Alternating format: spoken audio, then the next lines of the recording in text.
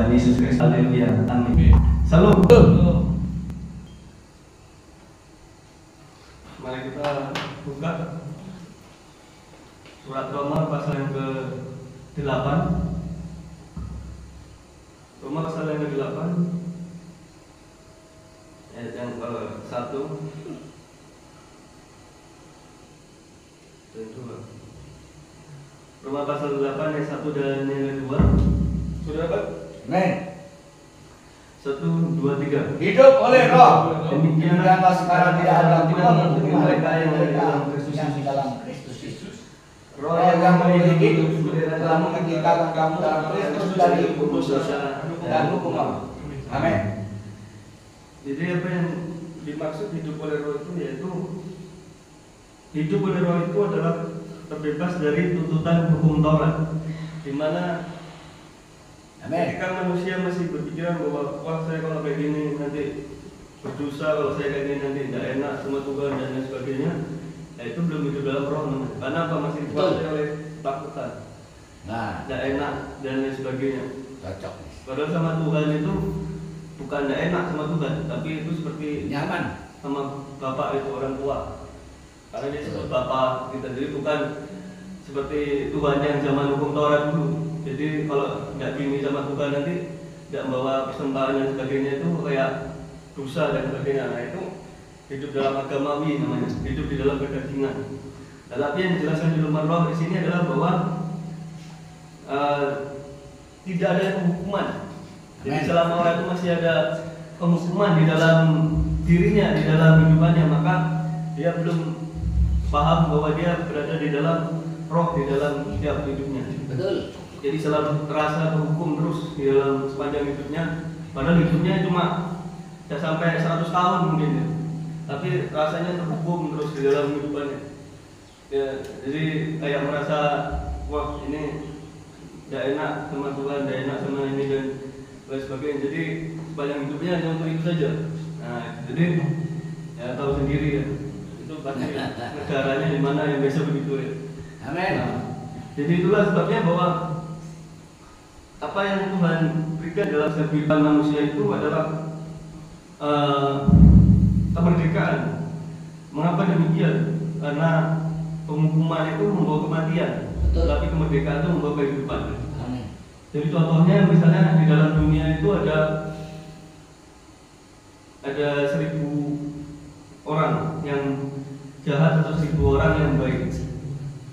Mana yang jahat tersebut apa harus dimusnahkan atau diberikan pengampunan? Pengampunan. Kalau dimusnahkan berarti otomatis apa? Entek. Habis orangnya. Jadi tidak ada penghuninya lagi di dunia ini. Betul. Ya, jadi hukumnya orang zaman dulu kan gitu. Ya apa? Kayak genosida dan sebagainya. Jadi menghabiskan orang memang yang betul-betul mengancam orang lain atau mengancam orang tersebut. Genosida bahasanya. Penghukuman genosida gitu. Genosida. Jadi Gen itu keturunan. iya, kalau tidak ada perubahan di dalam orang itu, maka orang itu akan Zaman PKI itu genosida ya. genosida atau dihukum. Tetapi apa itu akan Ada. kalau habis apakah akan membawa kepada perubahan juga? Ya tidak berubah pun malah habis manusianya. Karena apa? Genosida. Dihabiskan semua. Jadi hukum itu adalah sesuatu untuk melihat sesuatu ke depan yang baik, sebetulnya untuk melihat sesuatu ke depan dari ketidaksempurnaan manusia ya sebenarnya. Tetapi karena manusia tidak sempurna, maka dia tidak bisa menggapai sampai ke level hukum yang paling tinggi tersebut untuk melakukannya. Nah, Kristus datang bukan untuk menambah hukum lagi. Ya. Makanya kalau ada gereja yang nambahin hukum lagi, hukumnya Tuhan lagi, waduh, itu sudah saya tidak ngerti lagi. Tidak paham lagi sudah. Karena Yesus bukan datang untuk menghukum orang, tetapi dia datang membawa damai sejahtera dan membawa keselamatan bagi setiap manusia. Amin. Ya. Jadi kalau ada agama yang membawa hukum lagi itu cukup agama yang di sebelah saja. Jadi kalau orang Kristen masih mau nambah itu, nah saya tidak tahu lagi. Nambah Taurat lagi dia kan kurang puas nanti sama Tuhannya hukumnya, jadi ditambah lagi hukumnya. Ada orang Kristen yang kalau saya ketemu di sekolah kitab juga ada yang kayak gitu si modelnya orang, jadi tak nambah-nambahin hukum Tauratnya, ditambahin lagi. Jadi harus ini, harus itu untuk supaya selamat dan lain sebagainya. Kalau enggak dihukum nanti sama Tuhan. Nah, ya, itu terserah. Jadi itu bukan ya yang urusan saya dan lainnya, tapi itu haknya mereka. Tapi di sini yang jelas bahwa Tuhan itu tidak menghukum lagi, karena Paulus mengatakan bahwa tidak ada penghukuman bagi mereka yang percaya kepada Tuhan Yesus Kristus. Jadi intinya adalah bahwa kita di dalam Kristus Yesus itu sudah tidak ada penghukuman lagi. Ya, yang menambahkan hukum itu hanya manusia saja di dalam dunia ini. Dan manusia itu memang tidak akan pernah puas dengan hukum yang ada di dalam hidupnya, karena manusia itu akan sifatnya kan berkembang otaknya, belajar terus. Jadi dia belajar hukum alam, belajar hukum dunia, tata cara tertib hidup dan lain sebagainya. Dia akan bicara itu. Tetapi Yesus bukan tentang hal itu, tetapi Yesus adalah tentang bagaimana dia berkata waktu ditanya oleh Pilatus bahwa kerajaan itu bukan yang ada di dunia ini, tentang hukum kematian dan lain sebagainya, tapi kerajaanku adalah tentang dalam kehidupan atau di dalam damai sejahtera bagi setiap keselamatan bagi setiap manusia. Jadi intinya kita sudah diselamatkan oleh Yesus Tuhan dan memerdekakan kamu dalam Kristus, dijelaskan dari hukum dosa, Paulus dijelaskan, dan untuk kita mendapatkan kehidupan di mana terbebas dari segala hukuman dan mendapatkan hal yang di mana Kristus sediakan, yaitu pengharapan di dalam Dia. Kita berdoa. Bapak, terima kasih Tuhan buat bagian Tuhan, buat firman-Mu Tuhan. Kami sudah mendengar firman-Mu dan Kau memberkati kami Tuhan melalui firman-Mu pada pagi hari ini Tuhan, dan juga Tuhan Kau yang memberikan keselamatan dalam kehidupan kami. Tidak ada hukuman di dalam Kristus Yesus, karena Kristus sudah memberikan kami dari hukum dosa, hukum dunia dan hukum kekekalan, karena Kristus adalah juru selamat, memberikan kasih kemurahannya bagi setiap manusia di dunia. Terima kasih Bapak, juga kami berdoa di dalam nama Tuhan Yesus Kristus yang syukur kami. Haleluya. Amin.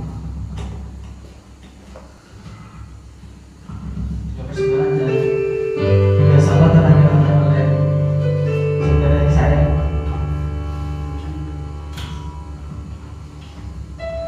Baiklah Bapak Ibu Tuhan, kita Tuhan dalam pagi hari ini berkata kepada tempat ini jika menjadi Bapak Tuhan juga kami terima Tuhan dan ucap terima kasih kepada Bapak Islam dan terima kasih kepada Tuhan bagi setiap pelajaran pelajaran Tuhan khususnya dari tempat ini Tuhan berkati setiap pelajaran tempat ini yang boleh dilakukan agar Tuhan itu menyediakan untuk mulai lebih lama menyelamatkan Tuhan. Kami berdoa Tuhan bagi bangsa kami, kami serahkan diri di dalam tangan-Mu, kami percaya terima kasih bangsa kami Tuhan dengan keamanan dan kedamaian kami lagi Tuhan dan keselamatan untuk berbangsa kami Tuhan. Bagi mereka yang belum percaya mereka kasih untuk menjadi selamat dari Tuhan. Kami juga berdoa bagi mereka yang sakit saat ini Tuhan, mereka yang mengalami soal berdoa Tuhan, mereka yang sakit sudah disembuhkan, mereka yang lemah dikuat mereka sudah diberikan di dalam nama Tuhan Yesus. Kami juga berdoa Tuhan bagi keluarga hikmat yang Tuhan, kami serahkan hikmat di dalam tangan-Mu setiap perjalanan kami bersama di Tuhan dimanapun kami berada, kami bisa teruskan sama berkati setiap perjalanan di Tuhan. Kami juga berdoa Tuhan kami saja juga memberikan persembahan Tuhan berdoa Tuhan berkati setiap mereka yang memberikan persembahan di dalam serahkan di dalam tangan-Mu. Haleluya. Amin.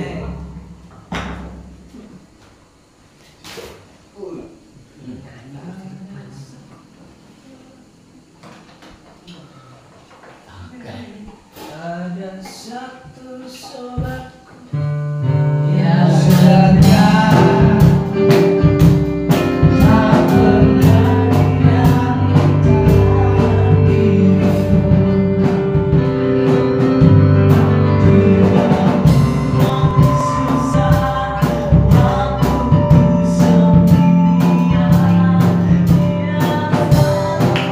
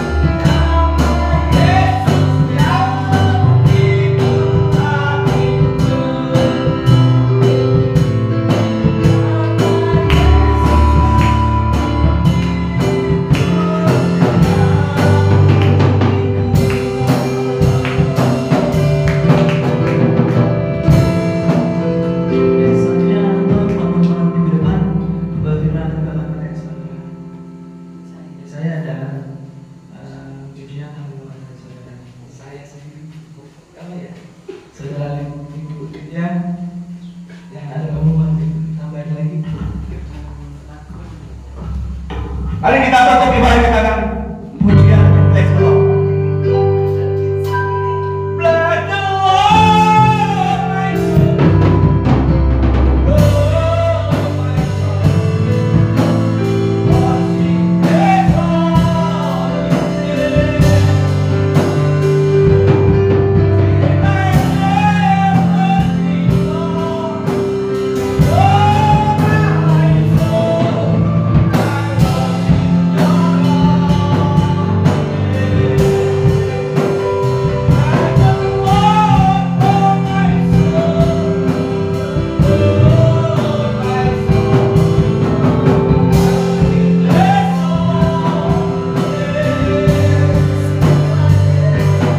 Sing my name, worship Lord. Oh, my soul.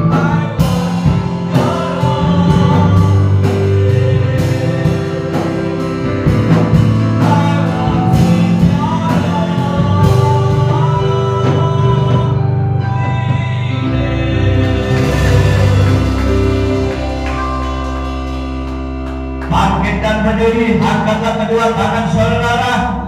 Terimalah berkat kasih dari Allah Bapa, Putra dan Roh Kudus di dalam nama Tuhan Yesus Kristus. Diberkatilah saudara atas segala kasih karunia anugerah, kekuatan, kesehatan, kesembuhan, kemampuan, kedamaian, kesejahteraan, sukacita berlimpah